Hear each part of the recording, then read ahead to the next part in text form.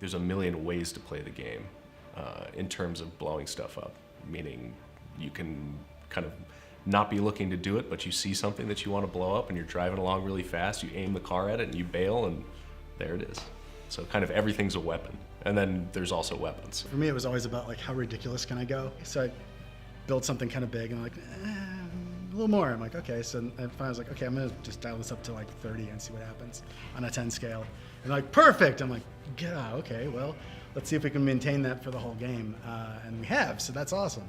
You know, we're a part of a section of games that have been focused on next gen since the beginning. And this allows us to do things that maybe the crossover titles weren't able to do up front.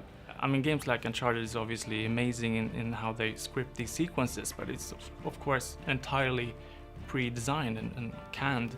We try to avoid canned experience as much as possible, so it's all based on cause and effect.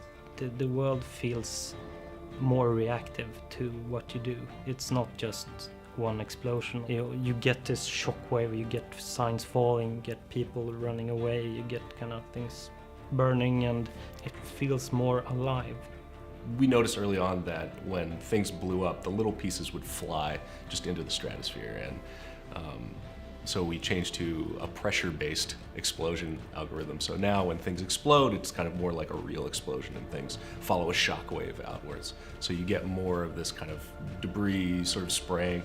And frequently, some of the larger bits you can then interact with afterwards, use those pieces to, you know, sort of dual tether them into other things, and, you know, it's a playground. That seems to be one of the big, like, challenges that we face. Isn't even so much how do you blow something up. It's easy to blow something up. It's what happens when you blow it up and why it blows up. And, like, you know, if you have something that's moving very fast and colliding with the surface, does it blow up under those circumstances? And we have to figure out, you know, how and when and why. Because if you're working on a school bus and you have to think about, like, well, what if that school bus was in the air flying into a mountain? What would that... Because we have to think about that, you know, because it's that kind of game. I think one of the more spectacular things is newest is the bridge that's fully destructible. My job is to figure out sort of what we can do feasibly. In most cases, you know, depending on where you sort of place these explosives or how you explode it, different pieces will sort of activate and come off. Like if I decide that I'm going to blow up the middle part, then the two sides, sometimes one of them doesn't always fall. It'll just sort of sit there and hang. You know, you'll see cars kind of like, you know, driving off the edge. The vision for it was more taken from movies, so we wanted it to be a bit more spectacular. One of the challenges that we've run into, which is an interesting challenge to have, is making too much stuff too awesome. We have to take some things and be like, all right, well, so when you kick this can, it's not going to be an atom explosion. It's going to, you know, it's just going to, maybe a small gas bomb fireball, and then... Well, we have done a few things that make no sense, but it's okay. That's true. Yeah, there is some of that, yeah. So. Sure, it's not the most realistic thing in the world, but sometimes realism can be left for reality.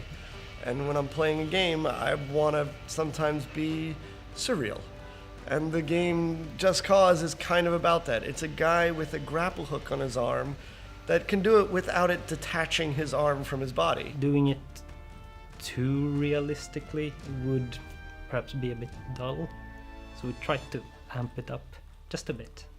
The vehicle team really came up with an idea to change the way destruction works. We spent more time on the fidelity of vehicle destruction. Instead of just doing deformation, which is really cool, they actually added things like hinged parts on it. So you actually get the side view mirror hanging off the side. It seems like a small detail, but when you're driving around and smashing into a wall, you actually get that amazing return of, you know, it gives life to the vehicle.